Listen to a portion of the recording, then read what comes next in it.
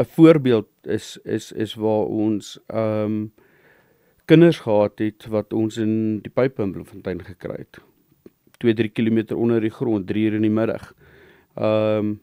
Wat hulle met vuurtjies geloop het tot daar en daar's hulle gesê hulle wag daar. Hulle weet nie wanneer die mense kom nie. Hulle weet nie wanneer die ritueel gehou word nie.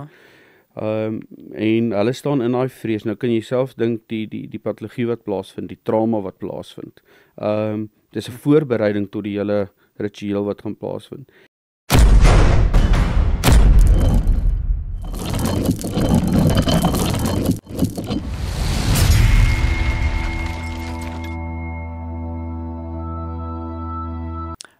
Julle en welkom op nog 'n episode van Fit Vader. Ek het vandag vir Johan de Beer hierso. Dis hy. Van Oksano. Oksano. En ons gaan 'n bietjie aanraak op 'n interessante topic. Ek dink iets wat hier is so half in almal se agterkoppe, dit dryf rond en ouens praat so nou en dan af van, maar dis nie regtig 'n ding wat regtig bespreek word en oor gepraat word nie. En ek dink ook as wat vir my nou die ding laat half uitstaan, jy weet, as 'n pa. Wat alles aan die gang is al buite en ons gaan nou spesifiek ons gaan praat oor okkultiese subkulture. Ja. Daar's nou, ek wil nou amper sê, dis nou wanneer mense die woorde begin hoor so satanisme onder andere, maar daar's soveel ander goed. Dit is soveel 'n groter prentjie. En Johan gaan bietjie met ons gesels oor wat alles aan die gang is en wat baie in Bloemfontein aan die gang is ook. Hierso reg onder ons neuse hierso. So Johan, baie welkom en dankie dat jy tydjie gemaak het om te kom insit. Dis 'n plesier, Andrew. Thanks. Dankie dat jy my genooi het. Ja, nee, ek sien baie uit. Johan, as jy nou vir ons 'n bietjie kan terugvat, dalk so 'n bietjie agtergrond oor jou, van waar jy kom, wat jy in die verlede gedoen het en hoe dit alles nou gelei het na hier waar jy nou betrokke is met Oksano. Jong, ek sê altyd as jy my tweede keer dalk terug wil hê, kan ek 'n bietjie my eie getuienis gee, maar om 'n lang storie kort te maak, weet ek het groot geword en ek raak dalk 'n sensitiewe ding hier so aan, in die sin van die hoe sê hulle, die battle tussen die Gen X's en die Gen Z's, maar ek het groot geword in die Gen X genre, so ons het alles gedoen wat ons nie moes doen nie. Ja. En so tong in die kies gesê, ja, self maar blootgestel gewees van baie van die goed, geëksperimenteer met baie van die goed, wat destruktief vir my was. Ja. Op baie stadium. En nou se journey het aangestap. Ek sê altyd die voordeel is vir my lekker in ons land is daar's godsdienst van geloof. So ek weet wat ek glo. Toe sê ek ja, as 'n jong man eers weermag toe polisie toe. En die polisie begin met van die ondersoeke, jou motief, daai tipe goeters. Ja, ouens wat betrokke geraak het by daai tyd het ons gepraat van sommer net satanisme in algemeen. Dit was 'n baie wye woord wat rondgegooi was. Seker baie pak gekry ook wat ons ja, wat gesê het ons het die satanic panic generate van die 80s. Dit was in Bloem alles? Dit was baie was in Bloem en die ander was in die baai gewees. Wow. So ons so twee spanne wat gelyktydig begin het. Een groep het daar begin en van die SAP en een groep het hier begin. Ons het nie van mekaar geweet nie. Ja, so die ding gegroei tot daar in die polisie daai jare eenhede was wat die misdaadskomponent spesifiek geondersoek het. Ja. Ek dink dis waar baie van die pak ook gekom het van, maar is daar regtig misdaad? Is daar regtig misdaad wat by hierdie goed betrokke is? Maar ek sê altyd, weet jy, dit gaan nie vir my net oor satanisme nie. Dit gaan vir my oor as al misdaad by 'n geloofsgroepering betrokke is, dan het ek dit geondersoek. So of dit selfs in 'n Christelike kerk was wat as 'n sekte ontwikkel het, dan het jy dit geondersoek. Ja. En dit is wat ons tans deesdae baie kry, is waar jy misdrywe in die naam van Christendom ook kry. So daar's twee pole aan hierdie hele ding. En baie van hierdie ouens, ons sit met 'n generasie van kind wat en jong mens wat nie weet lekker waar hy inpas nie. So vir groepe wat bymotiewe het, is dit baie maklik om vir hierdie ouetjies klomp beloftes te maak en klomp ek noem dit instant gratification te gee. Want hy daai oomblik van hoop en aanvaarding Maar dan kom die prys daarna, jy weet, daar word nie, die ouetjies weet nie om vrae te vra nie. Hulle gaan vir daai feeling van die oomblik. Ja. En dis wat baie ons maar intrek in baie van hierdie groeperings. Ja. Is die ouens wat so ingetrek word, ek wil amper sê kan 'n mens sê dit is van 'n spesifieke groep af.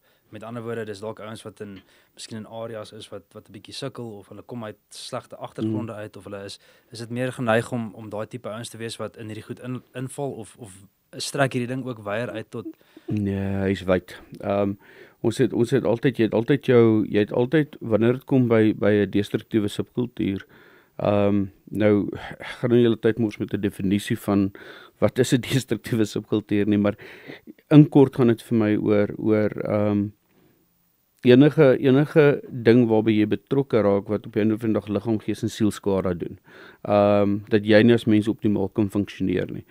So enige ou, jy kan uit 'n ryk huis uitkom, met baie seer in die huis en miskien 'n afwesige pa, afwesige ouers, konflik in die huis en dan gaan jy iewers anders hulp soek of jy gaan iewers anders uit of jy kan uit 'n arm huis uitkom en dis wat ons baie keer kry met as ons nou so 'n bietjie praat wat ons in Bloemfontein wat nou al nasionaal uitgesprei het wat ons my uit die gevangenis uitbel Polsmoor, is lankal nie meer Vrystaat gebonde nie. Jou devil worshipping gangs wat ons van praat. En ons klassifiseer dit totaal onder 'n ander term. As net om te sê want dit is nie satanisme nie. Hulle doen nie die rituele so sataniste dit doen nie. En selfs binne satanisme is daar weer verskillende groeperings. Jy weet wat hy opgesplit het van wat ons noem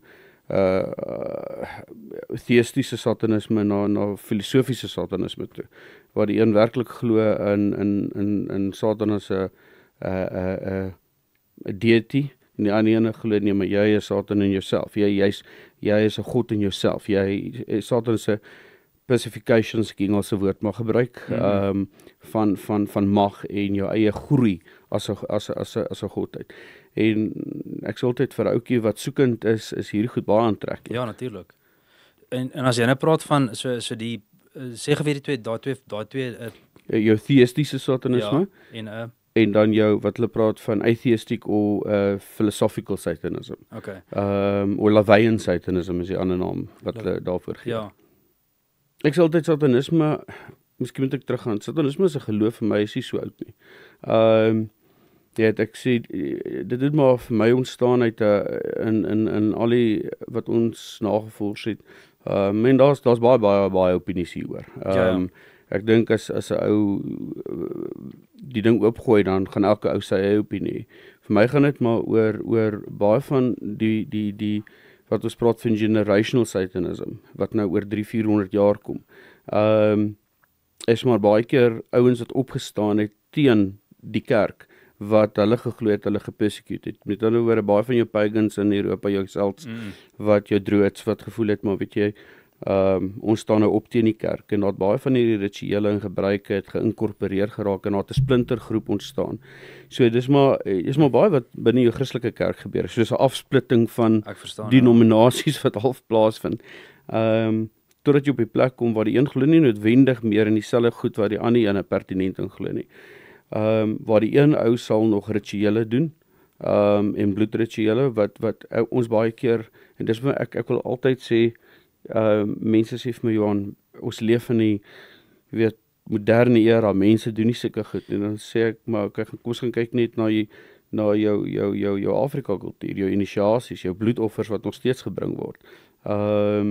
So dis nie 'n vreemde ding nie, die bring van bloed, die drink van bloed, jou initiasie onder die verskillende kulture in Afrika.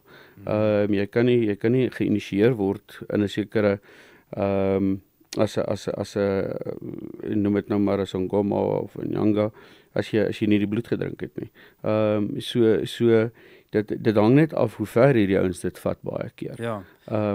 Kom ons kyk gou na so ek hierdie is vir my nog altyd half ek het nooit geweet as ons praat van satanisme. Ek het uiteindelik nog groot geword. Het jy het gehoor van Neville Hill of wat het hulle Neville Hill het 'n ander naam gehad. Wat het hulle die plek genoem? Ek kan nie onthou nie. Neville het so 'n vreeslike naam gehad en ek weet daar by Palisier, daai koppie daar agter.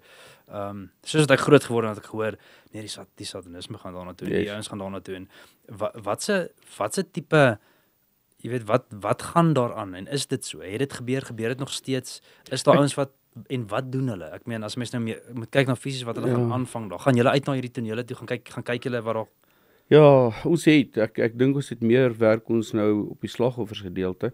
Ek dink as ek myself 'n bietjie kan terugvat, dan sê ek altyd, weet jy, as jy na die Bybel gaan kyk, daar was altyd een of ander forum en nou praat ek uit my verwysing raamwerk as 'n iemand wat in Christus glo. Gaan dit vir my oor daar was nog altyd 'n tipe afgod gewees of 'n tipe jy in die Bybelse tyd het jy Tammuz gehad en jy het al hierdie ander afgode gehad en hierdie satanisme is maar net iets wat onlangs, noem dit 500, 600 in die donker era regtig na die voorgrond getree het. Met baie kwaad, baie jy weet amper opstandigheid wat hulle gehad het teen die kerk. En bring dit dan terug na waar ons tans sit. Waar jy praat spesifiek en dan praat ek nie hier van filosofiese satanisme nie. Want die twee is in die een sal reguit vir jou sê ons doen nie die goeders nie. Dis 'n fiksie van die Christelike geloof, dis 'n fiksie ons raak nie aan hierdie goed nie. As jy gaan kyk na teïstiese satanisme, speel die rol van bloed openlik 'n groot rol. Daar word ook geglo bloed het mag, so as jy die bloed van 'n lewende wese drink, dan kry jy daai mag. So en dan natuurlik die gebruik van dwelms wat gemeng word saam met die bloed.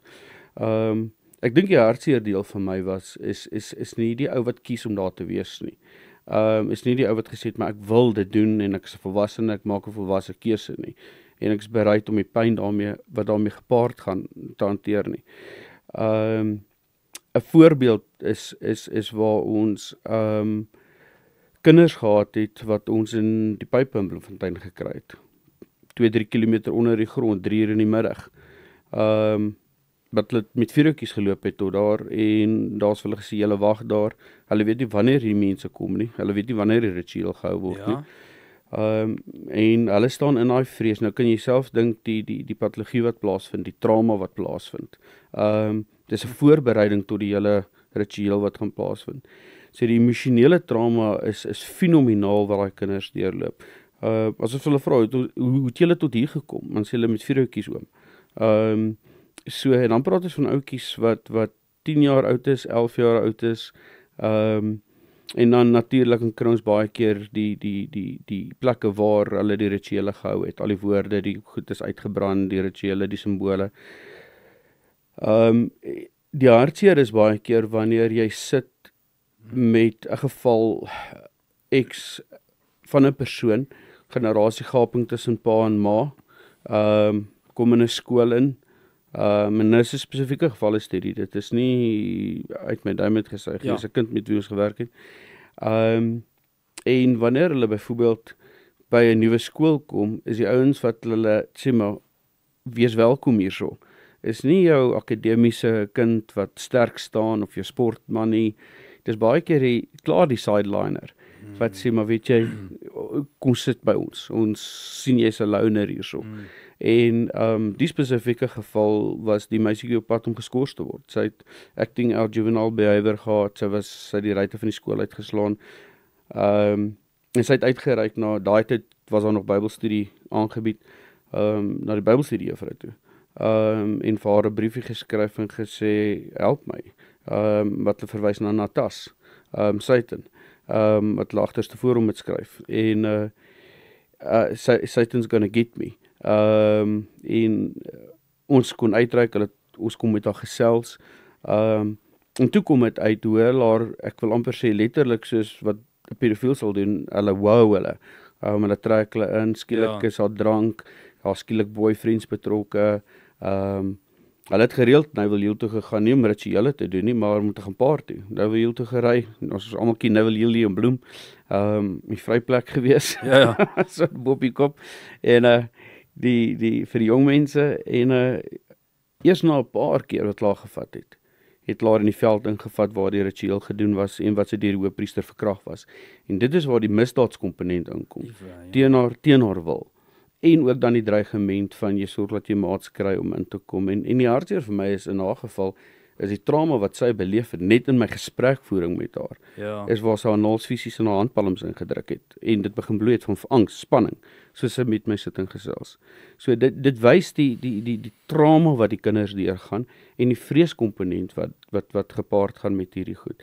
Baie van hierdie meisies, nog 'n geval is, die meisie het net saam met 'n klomp pelle gery. Ek na een van die koppies toe, sy het net saam met hulle gekuier, die volgende oomblik het hulle gesê, ons vir iets wys, daar gekom, daar was 'n groep mans gewees, of 'n groep mense, almal gemaskerd, en daar was 'n misdryf gepleeg, 'n lewe is geneem, bloed is gedrink, en hulle het haar nooit weer teruggevra nie. Maar die trauma-ervaring daarna, so sy het nooit deel geword van die groep nie, maar die trauma-ervaring daarna het veroorsaak dat die punte het begin duik, sport het sy begin duik, sy kon nie meer funksioneer nie, ek wil amper sê, dieselfde simptome wat ons kry by 'n kind wat gemolesteer is, het begin manifesteer in haar lewe, tot ons dit kon ontlont, en daai trauma-hantering kon hanteer. En die probleem is, die vrees is so groot, dat hulle praat met niemand nie. Hulle gesels nie, hulle gaan nie met jou gewone polisieman gesels nie, want die probleem is, wie glo hulle? Wie gaan glo dat hulle vanaand gevat was na hierdie plek toe? En dis waar die hartseer gedeelte inkom.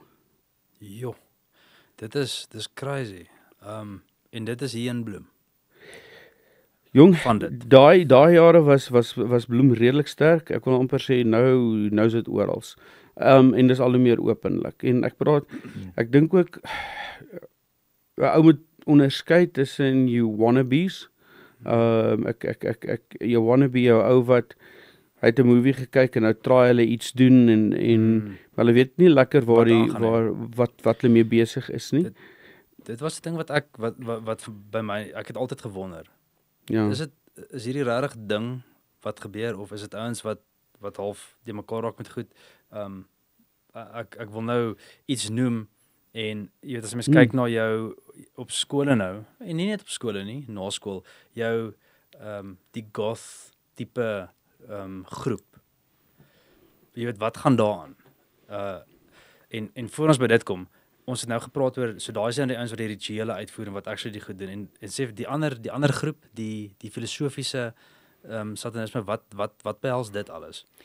Jong, dis 'n geval van waar ek wil amper sê me, myself and I. Het gaan oor myself, en as jy in my pad staan, of jy is enigstens 'n hindrance vir my, dan moet jy uit my pad uitkom, want dan is jy deel van die swakker deel van mens wees, en die sterkstes oorleef. So ek sal niks doen om jou uit die pad uit te vat in die proses nie. Nie noodwendig moord nie, ek praat nie van maar ek sal nie skroom om op jou te trap nie. En daarbey gaan maar rituele, baie van hulle sal sê hulle doen nie rituele nie, maar as jy selfs gaan kyk na Levian Satanism wat deel van hierdie groeperings val, ek meen as jy en ek het niemand nou aan om video's te gaan kyk wat deesdae beskikbaar was, wat nie daai jare beskikbaar was nie. Maar ek meen, die rituele, alhoewel hulle sal sê dis simbolies van aard, het nog steeds, as ek kan die woord gebruik, homage gebring aan ou gode. En daai gode het bloed vereis. En so die ritueelfaktor is daar, die vreesfaktor is daar, en dit raak, ek wil amper sê, binne jou Levian Satanism kry jy baie meer kombinasie van theistic Satanism gemeng met baie keer van jou meer tradisionele pagan gelowe. Jou elemente van jou drood sal daarby inkom. Dis 'n baie oper eksperimentering met die wêreld van paganism, as wat theistic Satanism is, as ek het so kan stel, wat fokus op die mag wat ek kan kry, en die bonatuurlike komponent wat daarby gepaard gaan. Ja.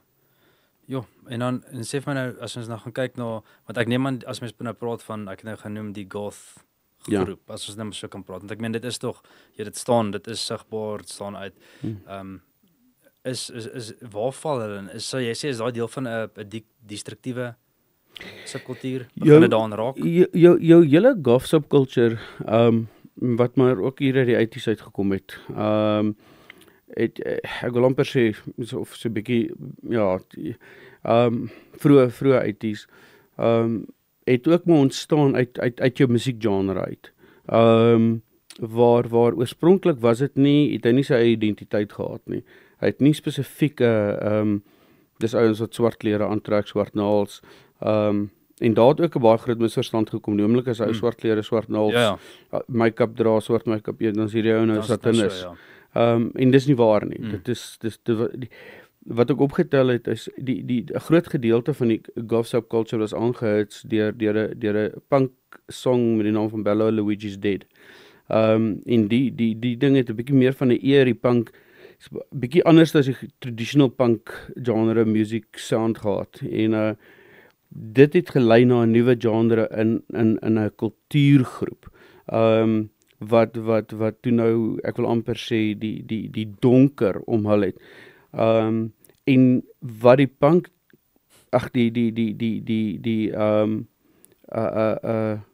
goth subculture as sulks 'n baie, ek wil amper sê, suksesvolle platform gemaak het, daar was sataniste.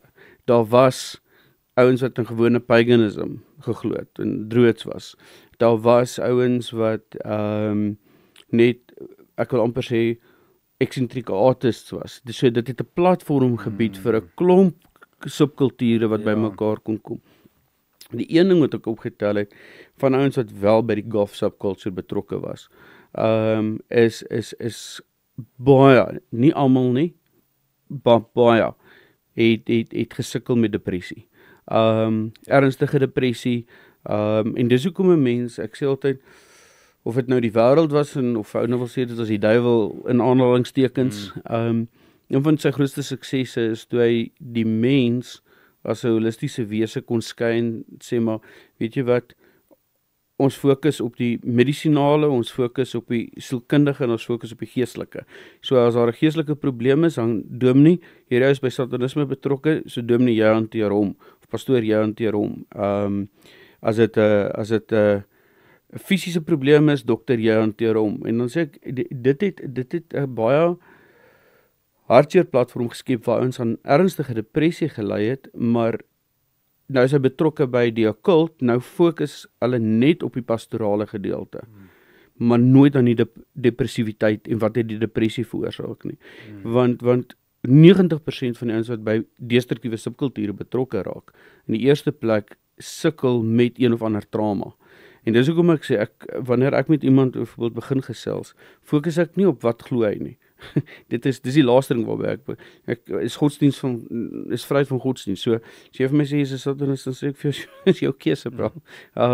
Ek weet wat ek glo. Maar ek begin kyk na wat is die trauma wat jou in opstand gebring het. Want die meeste van hierdie ouens gaan nie vir jou sê dat hulle glo nie in 'n God nie. Hulle gaan net vir jou sê, of hulle gaan sê hulle glo nie in God nie, tot jy begin gesels en op 'n stadium gaan hulle vir jou sê hulle is kwaad vir God. So, dis nie dat hulle nie in God glo nie, hulle glo in hom, maar hulle sê baie kwaad vir hom. Terwyl hulle nie regtig weet wie hy is en hardloop hulle na die ander pool toe. En dan baie keer hardloop hulle in 'n ding vas as gevolg van trauma, en nie omdat hulle werklik in daardie religieuse stelsel wou betrokke geraak het nie. En ek dink dit is waar die hartseer dan kom, en nou word hy nog verder getraumatiseer deur dit wat hy daar beleef.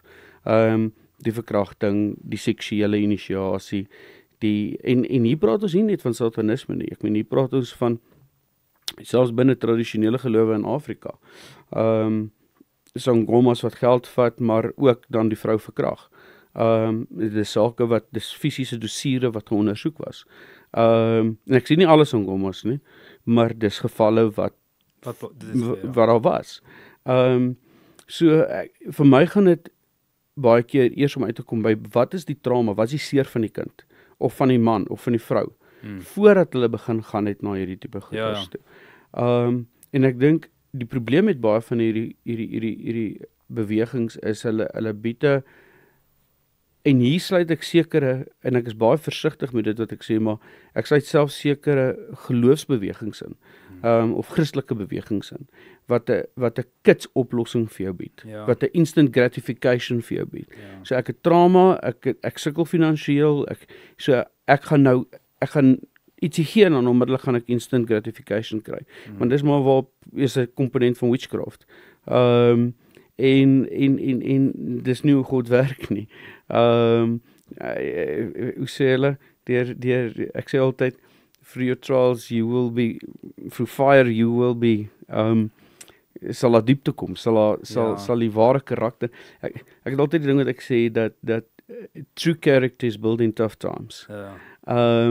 En instant gratification op die einde van die dag veroorsaak net, en ek het dit nie gesê nie, dis 'n ander wat het gesê, veroorsaak net dat jy op die einde van die dag naderhand glo jy verdien meer en meer en meer. Ja. Dit, weet jy, ek dink is so waar, ek kry baie keer, en ek dink dis hoekom mense deesdae ook teleurstel of teleurstaan, en hoekom as jy gaan kyk na jou noem dit jou 70s, jou hippie era, jou 60s, eintlik jou 60s. Dis een ding wat die apartheid jare veroorsaak het, was ons was 'n bitter geslote land gewees. So terwyl ons baie van die stories en die sprokies van alle lande se godsdienste hier uitgekom het, en mense lag altyd vir my as ek dit sê. En ek sê hierdie nou met dit eintlik ernstig, maar met 'n tong in die kies, maar baie ernstig.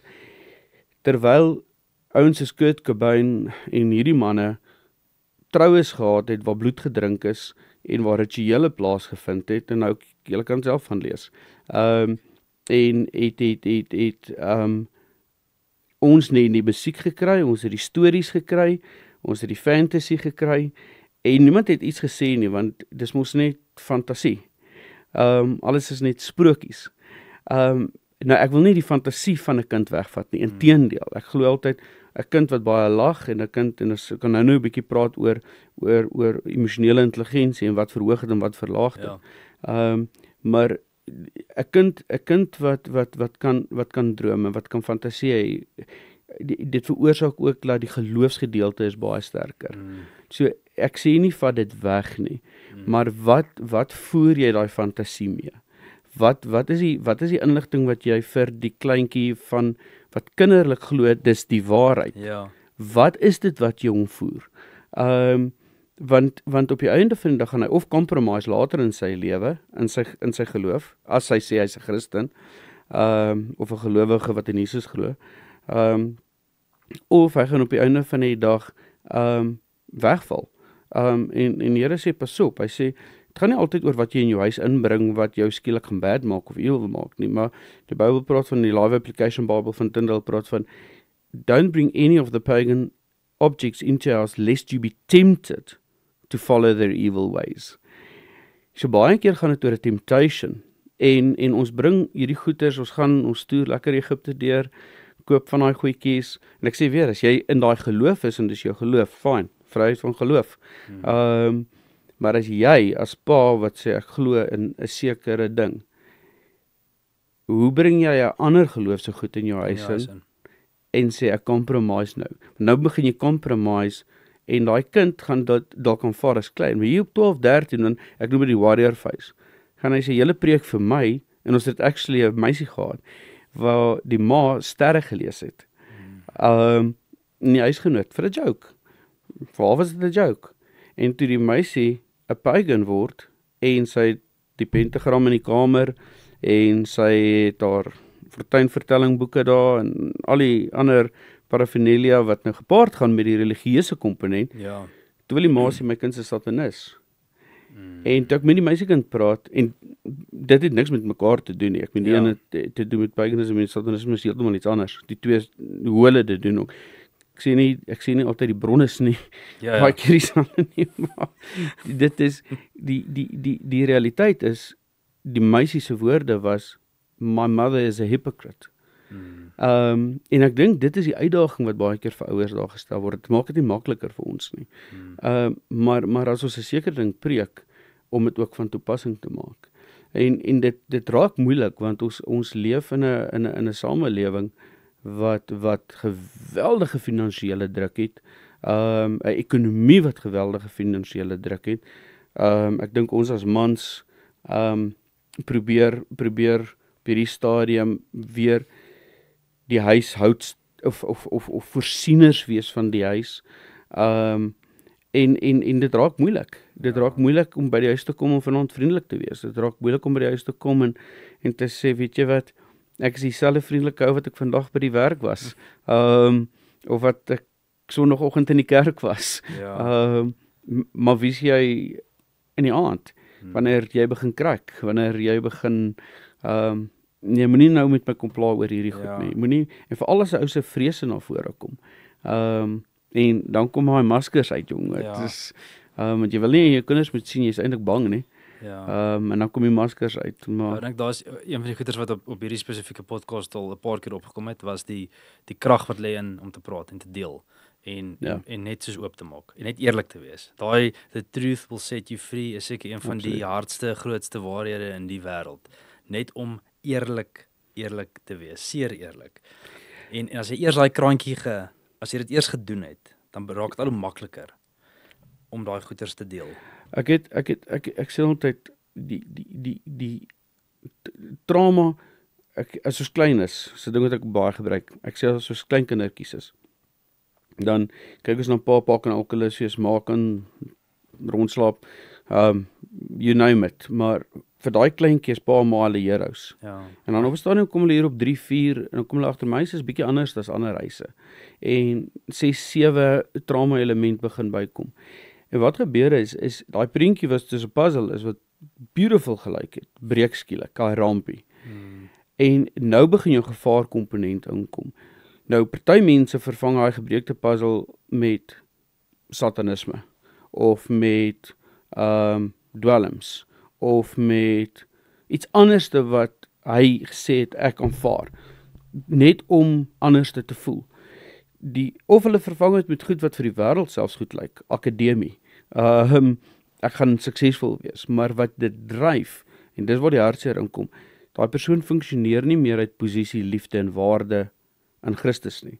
Hy begin nou sy keuses maak uit bankskuldig niks werd. Posisie, liefde en waarde in Christus. Posisie vir my is daai deel wat die skrif sê, I give you the power to step upon snakes and scorpions and see they will not harm you. But do not boast about the fact that you can rule over the things of this world, but that your name is written in the Lamb's Book of Life. En dan die tweede gedeelte is liefde, waar God sê, jy kan vir jouself lief wees, want ek het jou lief, ek het jou geskape, my asem is in jou ingeblaas. En die laaste een is waarde, en dit het niks vir my te doen met hierdie planeet nie. Dit het te doen met dit wat God ons voorberei vir wat kom. Nou ons sien in 'n dowwe spieël, so ons weet nie wat dit is nie. En ek gaan nie maak so sekere sektes wat gaan sê, ons gaan nou dit wees en dit wees nie. Ons weet nie. Ek weet net, ons gaan nog steeds vrye wil hê. En dis 'n radikale stelling om te maak, dat jy gaan nie skielik een of ander floating being wees nie. Jy gaan free will hê in dit wat God vir jou gee. Die probleem is net, wanneer trauma tref, dan begin jy optree uit wat ek sê, wat jy voel, nie wie jy is nie. En dis bang, skuldig, niks werd. En as die bose jou kan kry om bang te voel vir die toekoms, gaan ek 'n sukses maak vir my lewe. Gaan hierdie ding werk? Gaan hierdie ding wat ek nou aanpak geld inbring? Gaan dit my gesin ondersteun? Saam met vrees die gedeelte van skuldgevoelens. Miskien as ek hierdie ding anders te gedoen het. As ek nie hierdie fout gemaak het nie. As ek miskien nie hierdie ding en as die bose jou kan kry om bang en skuldgevoelens te hê, dan is die primêre emosie niks werd. En as jy niks werd voel, kan jy die wapenrusting van God aan hê, jy kan die swaard hê, jy kan die autoriteit van die Heilige Gees sê, you can have it, you're not going to use it. Het gaan soos 'n swaard wees wat jy agter jou aansleep. Aansleep anker amper. Maar die probleem is, môreoggend staan jy op, nou kan jy nie vir die wêreld wys jy tree op uit bankskuldig niks werd nie. En nou begin jy optree uit hoogmoed, arrogansie en aggressie. En dit is waar die wêreld tans is ou jaag voor jou in, dan wil jy uitklim en hom met 'n spanner slaan. Die aggressiewe gedeelte, die arrogante gedeelte. Wie is jy om vir my te kom sê wat ek mag doen en nie mag doen nie? Wie is jy om vir my aan te vat dat ek is verkeerd? En dan natuurlik die hoogmoed. Kyk wat het ek in die lewe bereik. Ja. En ek dink dis waar die gevaar ook inkom, is dat baie jare terug het 'n kollega van my met 'n redelike hoë kop en satanis gepraat, en ek sal dit nooit vergeet, net hom gevra, "Why do you want to be a Satanist?" Toe sê hy, "I've got power." Toe sê vir my, "Okay, maar vanaand jy in die bed klim en jy sit die lig af. Hoe voel dit hier binne?" Sê, "But I can manipulate people." Sê ek, "Vergeet van al daai goed. Vanaand jy in die bed klim en jy sit die lig af. Hoe voel dit hier binne, hier genuine?" Sy woorde was, "I've got this big piece of emptiness inside of me and I don't know how to get it full." So te midde van alles wat hy daar gekry het, geld, mag, posisie, power, of jy daarin glo of nie, ja, he had it. Maar nog steeds het hy gaan slaap met 'n leegheid in hom wat undescribable is. En vir my was daar net een wat dit kan volmaak. Jy weet, jy kan try om 'n sirkel in 'n driehoek in te druk of 'n driehoek in 'n sirkel in te druk. It's not going to fill all the spaces. En dis wat ek glo is vir my, the I am who I am, het ons gemaak spesifiek vir 'n posisie wat hy inpas. Jy kan niks anders daarin sit nie. Daar gaan always 'n empty space wees. En ek dink dit is wat gebeur met ons jong mense. En waar dit al begin het in die 70s. 80s was net 'n uitvloeisel daarvan. Suid-Afrika, en dis wat ek geglo het om terug te kom na die onderwerp toe. Ek dink daai jare was dan paganism was maar baie ondergronds gewees. Ja. Daar was hy so as ouens kwaad geraak het vir die Here, waantoe het hulle gehardloop? Die teenpool, satanisme. So dit was die ander kant van die coin gewees. Na 1994 toe paganism natuurlik op die toneel gekom met vryheid van geloof. Ek meen daar's verskil. Ek meen hulle vat hande, maar ek meen ek sê altyd wat val onder paganisme is alles wat nie monistiese godsdienste nie. Met ander woorde, as jy gaan kyk na jou moderne definisie van paganism uit 'n akademiese oogpunt, sal dit jou al die gelowe wees behalwe jou Jodeskap, Muslim en Christendom. Vir my die enigste weg na die Vader is deur Jesus. So dis vir my die enigste antwoord. Op 'n persoonlike vlak. Maar die res definieer hulle self as pagans. En dit sluit in jou shaman, jou Noord-Amerikaanse Indiaan, Suid-Amerikaanse Indiaan, jou Hindu, jou Boeddhist, jou Suid-Afrikaanse Sangoma, en hulle korporeer onder mekaar en gesels onder mekaar. En as jy gaan kyk ook na hoe hulle hande vat, die fondasie van hulle geloof is ook presies dieselfde. Die aanbidding van die voorvaders, ancestors speel 'n groot rol. Ja. Daar's nou hierdie groot beweging deesdae onder ouens wat, veral mans wat nie weet wie hulle is nie. Wat heavy terugval na die Viking culture toe. Nee, ek het dit nogals opgetel. Dit raak al hoe ja, die Viking symbols op die arms, die haarstyl. Ja. Prominente ouens, wat nie regtig weet waaroor dit gaan nie. Maar saam met dit is daar geweldige baie dood. Haat, bitterheid, dood, aggressie. En fight. Hierdie fighting is amper vir my soos 'n fight gees. Ek wil jou fight. En vir my gaan dit maar oor omdat 'n ou nie weet wie jy is nie. Jy het nie vrede in jouself nie. Dit word verkondig dat ek is at peace. Ja. Maar die aggression vlak is baie en is weer eens gebrek aan identiteit. Ja. As jy so 'n bietjie kan raak aan, jy het net 'n paar keer, so daar's iets wat jy heel in die begin ook genoem het oor was dit gang devil worshipping of so iets, en dan druids het jy genoem en pagans. Kan jy net so 'n bietjie info gee oor daai, so ek by die gangs nou byvoorbeeld, so daar kan begin. En waar is hulle, wat behels dit, die druid waarvan jy praat, wat is dit min of meer? Dit vind interessant uit. Ja, miskien as jy nie omgee nie, ek gaan anders omgooi. Ek sê jou druids was maar jou oorspronklike godsdienste wat jy gekry het onder jou of jou priesters, jou druid priests. Jy het jou priests gehad en priestesses. Wat jy binne in jou Celtic nations gekry het, wat maar predominantly in Ierland, Skotland, touch ons hier aan die Viking mense as ons nou praat van Ja, hulle die twee in die moderne jy het wel wat hulle gepraat van jou Britse Celts gekry, jou Celtics het ook oorgespoel, onthou net jou Germane en hierdie volke het maar op 'n stadium gemeng, omdat jou Celts het jou Germane en jou Vikings was warriors, hulle was seevaarders. So hulle het maar gemeng en gevat en dit was hulle brood en botter geweest. So dit het gemeng geraak. Deesdae is alles vermeng. Die musiek is vermeng, dis nie meer regtig losstaande nie. Dis soos wat jy Hollands gaan meng met Nederlands gaan meng met Afrikaans. 200 jaar van nou as jy terug maar eintlik het baie van hierdie groeperings alleen gestaan op hulle en baie kleiner clans. Alhoewel die taal het baie dieselfde, maar verskillende dialekte en goed gewees, hoe hulle die goed uitgespreek het. Maar jou Druids spesifiek het geglo in the Hond God. The Hond God, wat ook verwys word na Pan. Wat ons vandag in die kunste baie kry.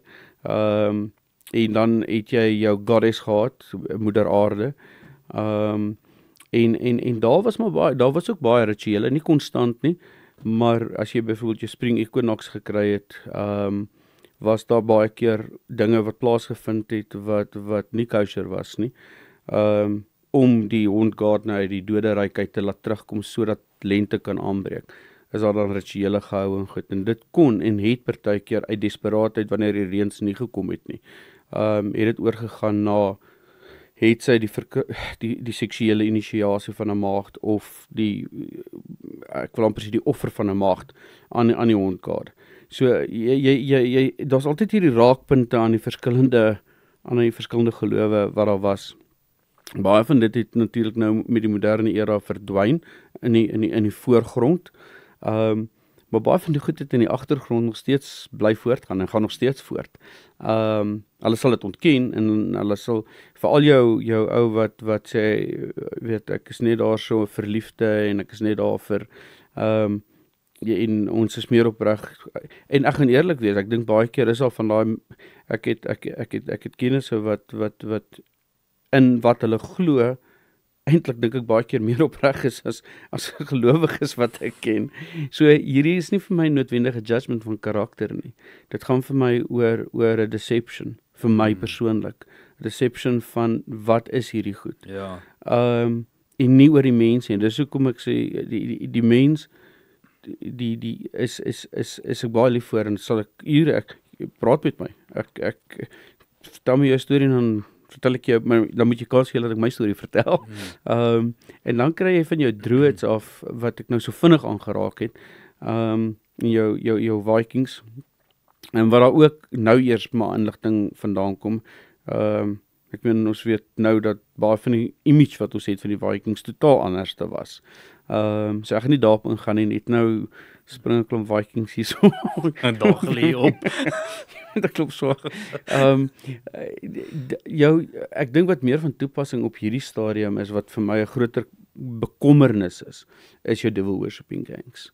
En wie hulle was is net hier na 94.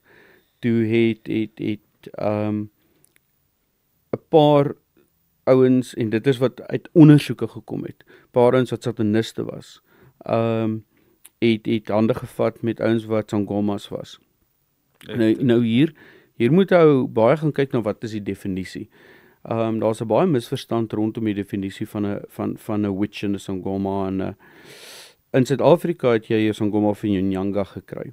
Dis maar toe die Britse koloniste gekom het in daai jare, het jy in Brittanje het jy witches gekry. Dit was die traditional healers. Wat magic en witchcraft gebruik het, en hulle het bekend gestaan as witches. En toe hulle hier kom, toe sien hulle die Druids en die sangomas. Nie Druids nie, die sangomas en die Nyangas. En toe sê hulle, maar dis witches. Nou dit al ontwikkel waar die witches nou in die Afrika kultuur, die evil ouens, die ouens wat bad moody gebruik wat hulle van praat, terwyl die sangoma of die Nyanga nou die ou is wat die sogenaamde goeie moody gebruik. Maar die bron is presies dieselfde. Die inisiasies om daar te kom is presies dieselfde. Die slag van 'n bok, drink van bloed, daai tipe ding. wat ons tans mee sit is waar die twee is nou gekombineerd in 'n totale nuwe beweging wat oorspronklik bekend gestaan het en dit het ontstaan in Maseru in Lesotho. Dis waar hulle wortels gehad het hier rondom 95, 96. En toe het hulle oor die grens gekom, hulle het reg rondom die Vrystaat beweeg en hulle het bekend gestaan as Evil Churches. Dit hulle het nie 'n naam gehad nie. Nou nog in Lesotho staan hulle bekend as Evil Churches. Kom by mekaar in tente, met ja, as ek vir jou al die stories vertel, dan gaan julle my laat opneem by 'n psigiatriese hospitaal. Maar hulle teikengroep op daai stadium, nou praat ons 96, 97, ja, daarom. Hulle teikengroep was kinders wat nie paas gehad het, of die pa werk weg. Baie kinders het groot geword by ouma. Baie is dood aan HIV. Die paas is dood aan HIV, so die kinders is vaderloos. En wat gebeur het is hulle recruit in hierdie Evil Churches in wat nou bekend staan as the Sixes. Hulle sal hulle brand, ja, hulle sal hulle brand op hulle arms, of hulle sal hulle, aan die begin het hulle gechap, net met stamps, en later het hulle gebrand, dit fisies in die lyf ingebrand, en dan saam met daai rituele het gepaard gegaan, twee groeperings wat dan uit dit uitgevloei het, wat jou NBK was, jou Natural Born Killers, en dan jou BTK's, Born to Kill. Ja, ek het gehoor van die, okay. En die ouens wat bo hulle is die religieuse leiers. Hulle het bekend gestaan, die Sixes het bekend gestaan as die King and Queens. En hulle het prinsesse gehad wat onder hulle staan weer. Nou die prinsesse, en wat hulle anders te gemaak het, as byvoorbeeld jou Kaapse bende, of jou 26 of jou 27 of jou 28, want dis 'n vraag wat ek baie kry, maar wat maak hierdie ouens anders as die Americans of hierdie tipe bendes, alhoewel jy baie keer ook daar 'n kultiese elemente gaan kry, van daai kultuurgroep waar binne hulle is, het hierdie ouens flat uitgegaan waar hulle sê, we worship Lucifer, dit is wat hulle ook glo, en ons verwerp Jesus, ons verwerp Christus. So wat hulle anders te gemaak het, punt nommer 1, as jou tradisionele satanis noem dit nou maar so, of dit nou filosofies of theïsties is hier, waar baie van dit ondergronds plaasvind, en ek wil amper sê die geheimhouding, die magkomponent daarvan was, is hierdie ouens openlik. Hulle is nie bang om dit weg te steek nie, teendeel, dis 'n power ding wat wys, ons het mag. En ons het hulle nog ondersoek daai tyd tot op die derde vlak, daar het jy gekry RAF, wat gestaan het vir Royal Air Force, wat nie dieselfde is as jou oorseese bende nie. Is daar 'n oorseese bende? RAF, Royal Air Force. Okay. Maar dis 'n gewone bende wat... En hierdie, jammer vir die rede, was hierdie net op Bloemfontein gebeur? Hierdie het begin oorspronklik in die Vrystaat. In die Vrystaat. So, hulle het letterlik noord gegaan en suid gegaan. Jou een groepering het wat militant was, wat baie militêr was.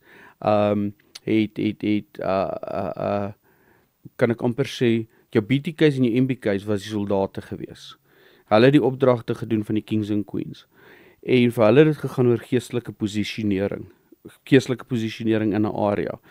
En hulle het 'n banjo gebruik as die opleidingsarea. So wat hulle met hierdie kinders sal doen is, baie wat hulle in Afrika en Uganda gedoen het, en van hierdie lande is, hulle sal die kinders ook nog dwelms ingee, en dan moet hierdie kinders mekaar doodmaak of onder mekaar beklei. En hulle het geleef op geweld. So wanneer die SAPS inkom of wie ook al, en hulle het mekaar uitjag, en hulle pak gee nou daar, terwyl, want ek meen hulle het stokke en spiese en goeters, daai aggressie bou net meer 'n aggressie, en die probleem is, hulle is almal op 'n joppe gesit, wat 'n dwelm was. En hulle sit 'n klomp gemors ook nog saam met daai na joppe. En hierdie kinders het op die einde van die dag groot geword, baie van hulle het, in daai derde vlak het jy gekry, die Illuminati, die groep wat genoem word Illuminati, dan het jy gekry... En net om wanneer jy nou praat van Illuminati, dis nie die Illuminati nie, hierdie is 'n groep onder... Dis 'n groep, daar's baie copycatting wat plaasgevind het. So, dis amper, ek het die gewone witchcraft komponent, maar dan copycat ek van die internet af, en ek incorporeer die name en die goeters, in hierdie hele ding in. waar die ouens wat nou dat ons 20 jaar down the line is, is die ouens wat nou wil aansluit by die Illuminati. Maar dit werk nie nou so nie, ons weet dit werk nie so nie. Jy sluit nie net aan nie. Maar daar's 'n baie sterk beweging waar hierdie ouens dan aansluit by die Illuminati. En byvoorbeeld een van die grootste verspreiders van daai musiek is byvoorbeeld Jay-Z. Wat die kinders aanhang. Maar jy sal groet met 'n driehoek.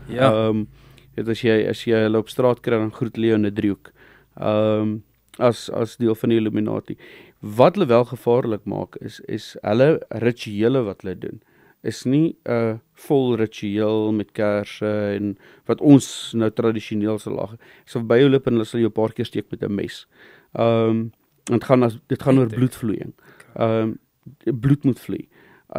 Solank bloed vloei, en dis hoekom die polisie baie keer nie hierdie goed optel as 'n ritueel nie, of 'n ritual killing nie. Anders het bloed wat gevloei. Dis 'n messteek. Maar hulle looi hom nie net een keer nie, hulle vang hom so 20, 30 keer. Ja, ek het nou in 2 Hooggeregshofsaake getuig, waar jy sit, en die hartseer vir my was, terwyl ek daar gesit het, dan is daar so 10 van hierdie bendelede, nou of dit nou Maromas is, nou die Maromas op hierdie stadium beheer die suidelike asgate hier so in die Vrystaat in Bloemfontein, en die BTK is die noordelike asgate. Dis nou weer eens, jy kry 2 groeperings. Jy kry die volwasse BTK's en dan kry jy die kinders wat jy nie gaan agterkom nie. En baie van hierdie ouens is tussen ons, hulle soek werk, jy weet nie wie hulle nie. En Skus tog, is daar enige manier om vas te stel? Is daar iets wat vir 'n ou kan kyk? Jou groot ding is maar baie keer is jou jobs, maar wat gebeur het is, of jou tattoos, ek dink van die eerste keer wat ons begin praat het oor die goed, en weer eens daai naïwiteit van, ek wil nie weet nie, tot waar ons nou sit met 'n nasionale probleem, en nasionale erken hulle daar's 'n probleem. Ek dink Gauteng se departement welsyn is een van die enigstes vir my in die land wat regtig hierdie probleem ernstig opvat.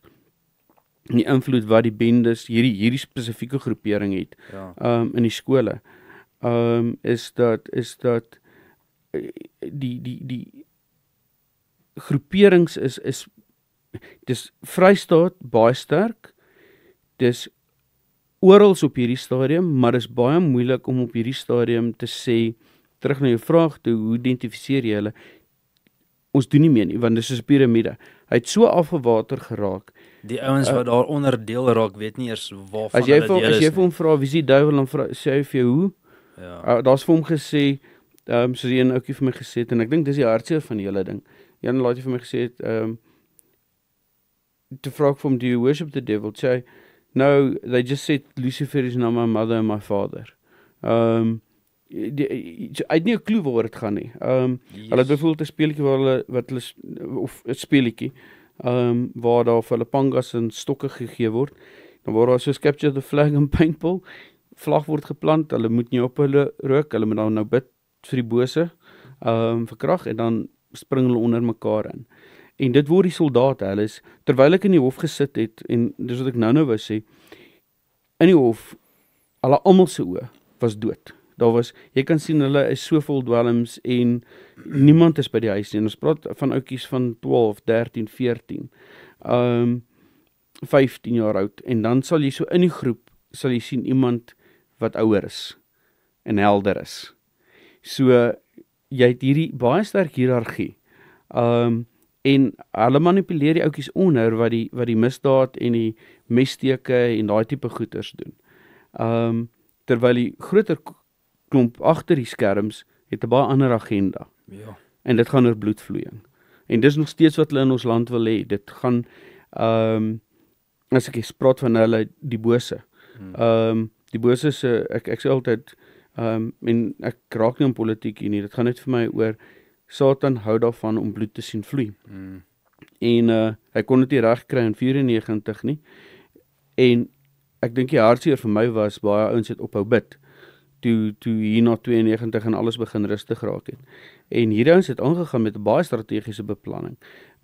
En nou sit ons met 'n op 'n plek waar daar soveel van hierdie ouens nou in hierdie bendes is, dat in Tabancho is daar skole wat, en ek sê dit reguit, waar die onderwysers nie meer skool toe gaan nie.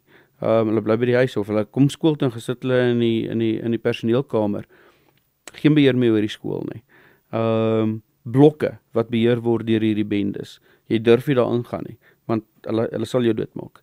En en dan natuurlik die geloofskomponent. Ek sê enige bende groepering of enige groep wat 'n geloofsaspek bybring, kan baie gevaarlik raak. Want jou dryfkrag, ek sê geld is 'n baie sterk dryfkrag, en mag is 'n sterk dryfkrag, maar as dit gaan oor 'n religieuse ding wat jy in glo, wat jy fanaties in glo, Ja. you will die for it. Ja. En dis wat hierdie ouens so gevaarlik maak, is dat dit gaan nie net oor geld nie. Dit gaan oor hierdie fanatiese ding waarna ek glo. En dis ongelukkig nou Ja. waar die hele middestad is vol van hulle. Hulle rekruut die ouetjies by die sportvelde, hulle rekruut hulle daar by die glaspaleis, daar op daai grasperke, as jy daar verby ry. En kyk hoeveel skoolkinders sit daarso. En as die nuwe skoolkind verbykom en roep hulle hom, sê hulle kom sit. En rekruut hulle hom. En dit is die hartseer op hierdie stadium. Ja. Is dit in een skool? Dit is in elke skool in hierdie stad. Die dae van my skool is Okay. die Posskool of daar is nie meer daar nie. Inteendeel, ek dink is baie keer jou skole wat 'n goeie beeld daar wou stel, wat baie keer 'n platform gegee het vir die goed om ondergronds In te kom. te groei en sterk te word.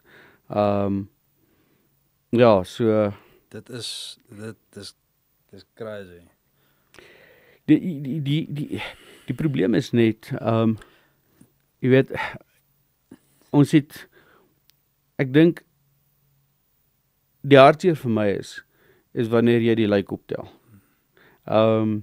Ons het 'n lijk gehad wat ons op Navaliel opgetel het, waarvan die boude afgesny was, bloed was gedreineer, so hy is nie daar doodgemaak nie. En 3 kersse is gekry wat gemaak was van mensweefsel, in die Vrystaat provinsie. En jy kan die goed vir mense wys, maar ek dink die hartseer is hulle, Ja. daar's nog steeds hierdie ding van, en ek is hartseer om dit te sê, kerke fokus nog steeds baie keer op myself, en nie op wat gaan werklik aan daar buite nie. En ek dink wat ons baie keer beleef is, wat ek nou maar beleef het oor die jare, en 'n ding wat ek mee moes vrede maak, is waar baie, en alhoewel die kerk het baie verander, die liggaam het baie verander, maar die ouens is nog baie versigtig, hulle weet nie hoe om die goed te werk nie. En die verwysings vind nog steeds plaas na ons toe. En hulle sal die ouens weer terugvat wanneer hulle Christene is, maar waar lê die rol van die kerk en die man in die kerk, en oor sy eie kind? En ek dink die hartseer deel as terapeut vir my is wanneer pa besef daar's 'n probleem, of die ouers besef daar's 'n probleem, en dan bring hulle die kind na my toe, en dan die eerste ding wat ek vir die kind vra is, glo jy in Jesus? Dis ek is konfidensieel, is hier, dan sê hulle lankal nie meer nie. Maar vir pa en ma word daar gesê, ek glo in Christus. Ek gaan koffieshops toe, ek doen die kerk ding, ek gaan Sondag aand se youth, en dis die probleem wat ek het met op hierdie stadium met jeugdienste, is hoe meer ons compromise met ons jeugdienste en word soos die wêreld en lyk soos die wêreld, hoe meer kan die kind wat sê nou maar besluit, ek is 'n satanis. Ja. Hoe maklik, pa dink my kind is by die kerk, Ja. maar niemand tel hom, nie, hy pas so in, hy blend so in, dat jy kan nie, die ligte word gedim, die musiek is hard, jy kan nie meer in iemand se oë rarig sien, wat gaan in daai oë aan nie. Ek was by 'n diens gewees, een aand vir die youth, wat nice was. Ek dink as ek jong laaitie was, het ek gedink, dit is baie cool. Maar ek dink na COVID, wat baie van die mure is swart geverf vir die video footage en die streaming en alles, het my ervaring toe ek instap is, jy sien meer lig nie. Dis donker, ek kan nie die ouens in hulle oë kyk nie. Ek kan nie werklik sien wanneer die worship plaasvind, it's dark. Die ligte word afgedraai. Dit lyk soos 'n en ek het nie 'n probleem daarmee. Ek het glad nie 'n probleem daarmee nie, maar ek dink ons weet nie meer regtig wat gaan in ons kinders harte aan nie. Ons dink ons weet. En ons dink hulle is by die kerk en ons dink hulle is by 'n worship vanaand. Hulle is daar saam met die pelle. Hulle is daar saam met en hulle sit en ek weet van 'n kerk waar en ek sê nie hou mense uit die kerk uit nie, maar hou moet besluit en dis altyd daai vraag van is dit die liggaam van Christus wat vanaand by mekaar kom of is dit 'n outreach? Dis twee verskillende goed. En jy kan nie die twee meng nie. Want jy gaan ouens kry wat infiltreer wat meer skade gaan doen en meer recruitment gaan doen van uit die kerk as enigiets anders. Ongelooflik. Ek het hierdie laaste week, 2 weke hier al so ding met my opgekom oor dis maar die storie in Lukas waar Jesus vir die ouens gesê het hulle moet die net uitgooi aan die ander kant en toe vang hulle so baie vis, maar ek het so ding wat my opgekom het in hierdie laaste 2 weke was hierdie ding oor dit voel vir my ons is veronderstel om vissers te wees, vissers vir Jesus. Ons is veronderstel om ouens te gaan vang. Maar dit voel vir my of die ouens saam met hulle buddies in die boot sit. En jou maatjies wat julle is okay. En die hoop vis wat in die boot lê, nou sit almal daar en gooi heeltyd net boor dieselfde hoop vis. En die oomblik wat 'n ou gekonfronteer word met hoorie hiersoos waar die battle nou gefight moet word. Hiersoos waar 'n ou moet iets anders doen om actually 'n ou in te kry.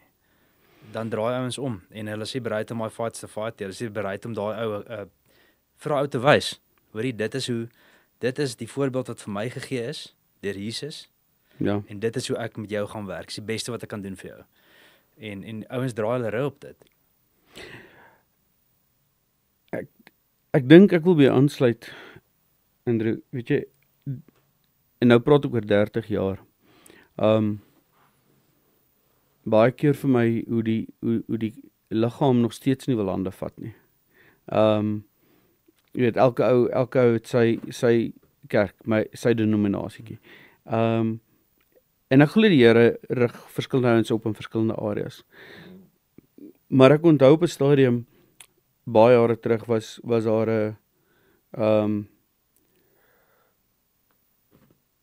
gebedsspan gestig. En daar was baie geld ingesit vir hierdie hele projek. En die ouens het gebid en voorbereiding gedoen en goed. En op 'n stadium te vra ek vir hulle net, in alles wat julle nou doen, het julle spanne in plek. Julle voorbiders is nou daar. Nou maak sê hierdie prostituut huis toe. Waar prostitusie. Daai girls kom nou uit. Punt nommer 1 het julle 'n plek waarheen hulle moet gaan. Punt nommer 2 het julle iemand om hulle te evangeliseer en te ondervang. Punt nommer 3 is daar iemand wat hulle deur trauma counselling en lering kan vat van die waarheid. En is daar iemand wat vir hulle 'n nuwe werk kan gee. Want dis die werk van die kerk. En ek dink dit is wat baie keer gebeur. Dit gebeur nie in Suid-Afrika se grootste of wat baie keer in die westerse lande gebeur het as jy gaan kyk na Indië. As jy in Indië gaan evangeliseer en daai kom radikaal tot bekering, dan skop die familie om uit as hy sê hy verwerp sy ander gode. Hulle gee nie omdat hy Jesus aanneem, nee, maar nie die ander gode verwerp nie. Maar as hy het verwerp, skop hulle hom uit en dan neem die kerk hom in. Dieselfde in Suid-Amerika. Die liggaam neem hom in. Ons is nog steeds baie, weet jy, vanaand 4:00 as ek huis toe gaan, wil ek net niks hoor van die kerk nie. Ek wil niks hoor van iemand wat traumaberading nodig het nie. Dis nou my tyd. Hierdie is nou, my mure is 6 voet hoog. Maak my hekke toe. Ek het nou, dis nou ek en my familie tyd. En ek sê nie dis verkeerd nie. Inteendeel. Ek meen Jesus het gereeld homself afgesonder. Gereeld. Ons kan nie sonder daai stilte tyd nie. Ons kan nie sonder werklike afsondering nie. En dan praat ek nie van stilte tyd waar jy sit met Bybelstudie nie. Ek praat van rarig net gaan sit iewers in 'n kamer met 'n deur toe, stilte tyd. Dink ek ons sit met ons is so besig deur die dag en ons is so in die hardloop en besig met ministries baie keer en besig met die ding beplan en daai ding beplan en hardloop van bakboord na stuurboord. Dat wanneer ons vanaand by die huis kom, veral as paas, vanaand by die huis kom, ons is op. Ons is op. Ons sal nog baie keer, ek weet nie hoeveel kinders het jy nie, maar weet jy, ou sal met jou eerste kind as 'n babietjie, sal jy nog al die energie insit. En dan kom die tweede kind, en die derde kind, laat die ander twee maar hom groot maak. Daar is nie meer speel met hom nie. Daar is nie meer rondhardloop nie, daar is nie meer, want baie, veral as dit te laat lam is. As ek 'n bal moet optel na ek so 'n paar keer gehardloop het, ek sal een van jou fiksheid podcasts moet luister. Iewers verloor ons wat aangaan. Nou ek wil nie sê alles in Bloemfontein is boos nie. Alles behalwe. Maar ek dink en alles in die Vrystaat is boos nie. Maar ek dink daar's 'n baie belangrike ding waar ek dink as gelowiges, en dis die boodskap, is nie om as jy in iets anders glo jou af te skiet of jou aan te vat nie. Dis jou keuse. Die gevolg van jou keuse moet jy ook kan hanteer. Vir my gaan dit net daaroor dat die ouens wat wel sê ek glo in Jesus Christus as my koning en my verlosser, moet begin besef, weet jy wat, daai koninkrykie wat ons gehad het om genooi te word om by die skool te gaan praat, is besig om verby te gaan. Die ander ou word genooi. As jy gaan kyk in die Weskaap, die ander ou word genooi. Pagan gaan praat daar, die Drood gaan praat daar. It's freedom of religion in this country. En ons leef nog steeds in 'n scenario waar ons dink ons is hierdie wonderlike Christelike land. En ons is lankal nie meer nie. Ja. Ek glo met my hele hart God se woede oor hierdie land word teruggehou. Oor 'n klein handjie vol intercessors. Die meeste glo kom hierdie groot revival en daar kry ek pak as ek dit nou gaan sê, maar ek sê vir jou, ek stem nie daarmee saam nie. Die Here is baie duidelik in die laaste dae, dit gaan nie beter gaan nie. Dit gaan nie beter gaan nie. Moet ons nie bang maak nie. Inteendeel. Maar waar vind jy jou vreugde?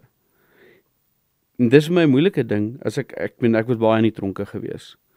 Dan sit ek en dink, ons tronke is nog nice versus die tronke waar Paulus in was. Hoe het Paulus as 'n man in daai tronk gesê, ek het joy? Ja. Ek sit daar met 'n vreugde in my hart. Ek sit met 'n ek worry nie oor môre nie, want my God sal voorsien. Ons het dit nie. Ons het 'n kultuur geword wat bang is en met angs sit konstant. Ons sit konstant met angs, ons sit konstant met 'n vrees asof ons eintlik enige beheer het oor enigiets. Ja. En ons het dit nie. Ja. Ek glo ons kry beheer terug wanneer ons in die Here se rus begin ingaan. Ek sê nie dis maklik nie, trust my, ek traai dit baie keer en ek as ek myself kan kry, dan pop die ou skoolfighter in my uit. En dan wil ek boks. Maar dis nie die manier om te gaan nie. En dis nie maklik nie. En vir alles 'n pa. As jy hierdie goeie sien, ek is dankbaar dat ek nie meer by KBE is nie, ek is eerlik met jou. Ek dink die dae toe ek daar was, het ek nie kinders gehad nie. KBE, Kinderbeskermingseenheid. Ek dink as ek by kinderbeskermingseenheid was daai tyd terwyl ek kinders gehad het, het jy waarskynlik 'n paar ouens lelik gebloei. Want dan persoonlike vrees ingekom. En dit kom weer terug na bangskuldig niks werd.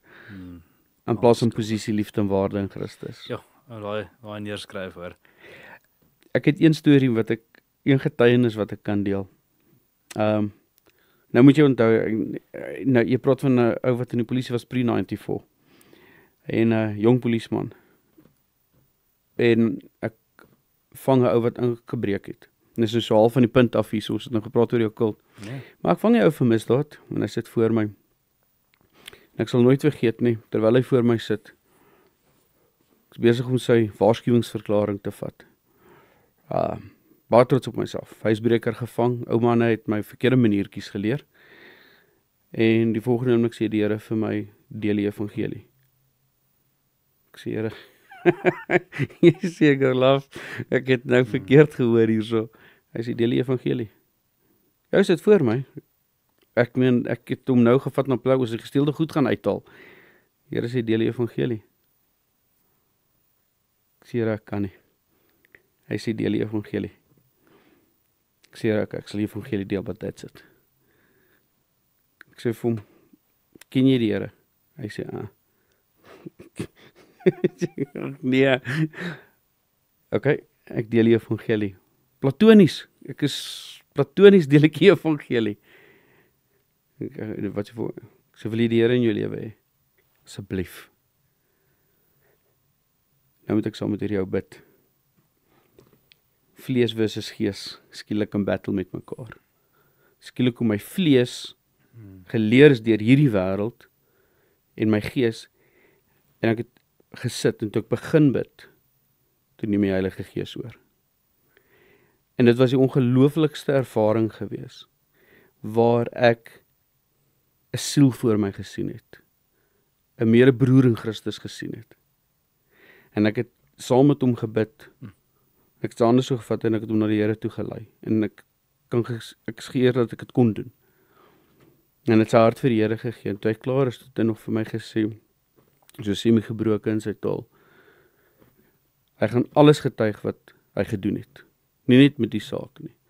My vol verklaring gegee, hy gesê, want hy wil nou tronk toe gaan. Want dit wat hy hier gehoor het nou, moet hy daar gaan vertel. En daar het ek besef, weet jy, it's not about me. Dis wat die Here wil hê. Ja. En as jy begin gehoorsaam raak, en ek dink dit was vir my die groot ding, is, ek weet nie wie was meer gebless nie, hy of ek. Want die vrede wat ek gehad het in my gehoorsaamheid, was unbelievable. Is 'n vrede wat ek nie gehad het in die sukses wat ek gehad het met die arrestasie nie. En ek dink daar het ek geleer ook met die okkultiese ondersoeke, is weet jy, moenie probeer om skelms te vang nie. Deel die evangelie, en die Here se lig skyn op die donkerte, en die donkerte het die duisternis aan die lig gebring. Ja. Die ouens wat die ondersoeke probeer doen het, toe my kollega die leer oorvat, was daar een koerantberigie in, wat uit Europa uitgekom het, in die vroeë 90's. Die oomblik toe die waarheid van die lig inkom, toe begin Here die goed so vir ons uitwys. Een na die ander.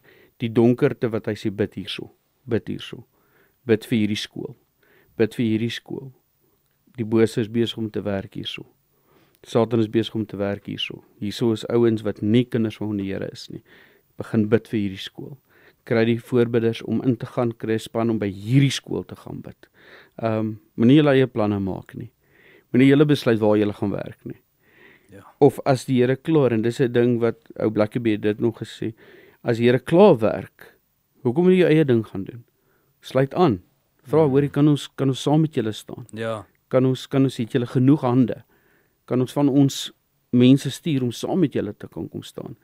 En ek dink dis waar ek op hierdie stadium in my lewe is, waar ons is, daar was 'n stadium gewees, ek dink wat ons gedoen het in die 80's, ons alleen gedoen het, en daar was 'n paar ouens gewees, en op hierdie stadium is die Here besig om soveel mense, al vir die laaste 20 jaar op te rig, wat ongelooflik is. Ja. En ek dink as ouens net bereid is om hande te vat, dan kan ons as ouers sê, maar weet jy wat, ons kan bid dat die Here vir ons nageslag sal tyd gee om ook hulle kinders te leer. Want hy sê hy stel die tyd uit, sodat almal hy is pushing it verder en verder. Maar as ons harte begin reg raak, en as ons hom begin soek, en dis 'n moeilike ding vir my, want ek loop partykeer so 10 tree voor die Here, en klappe met in my oor, ek het my ore brand.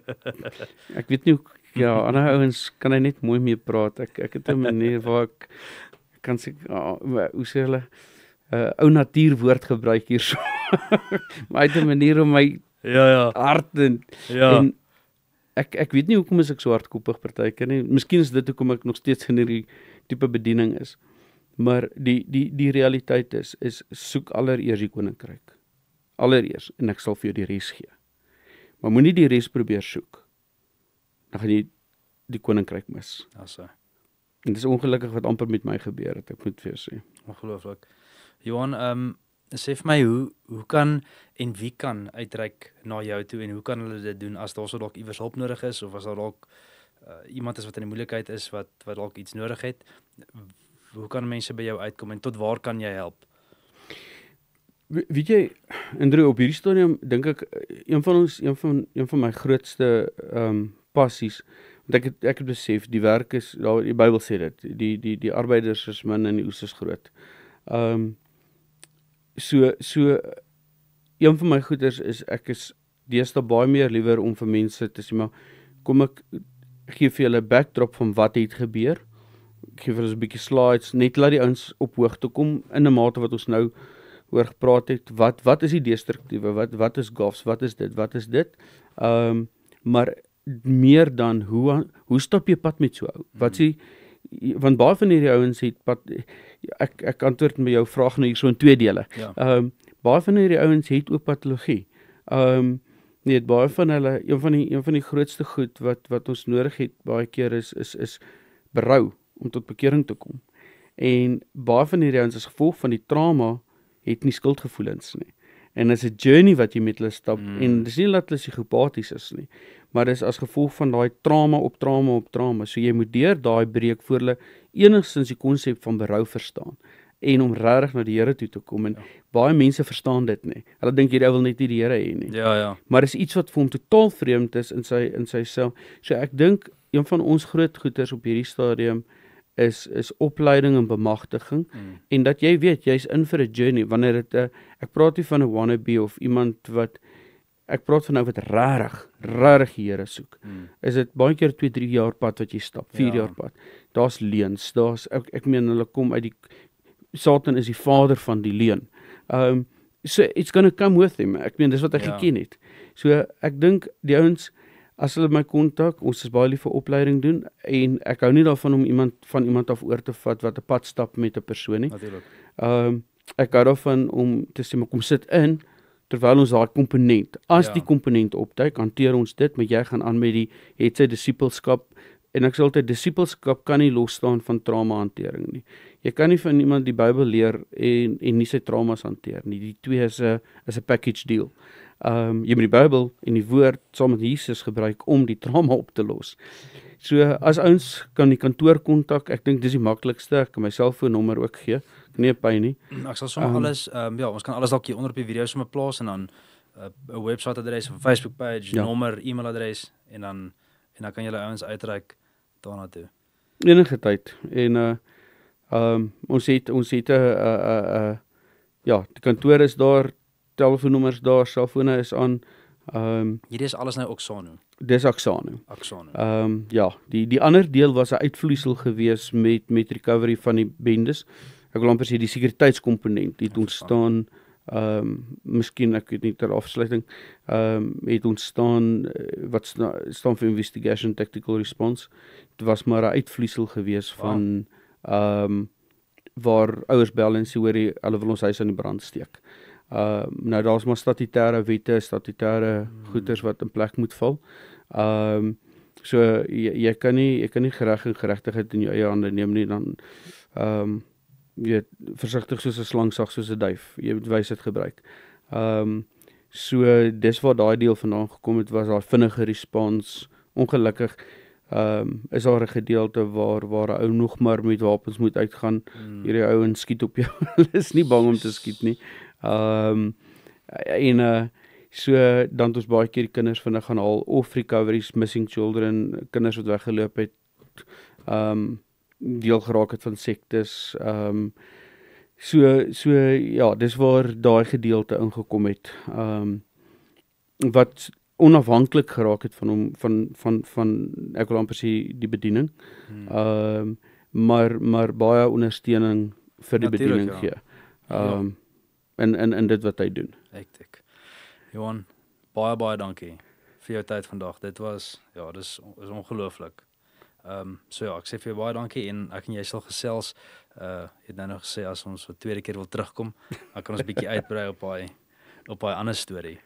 So, maar dankie, ons waardeer dit. Andrew, dankie dat jy my genooi het. Great. Thanks Johan. Thanks man.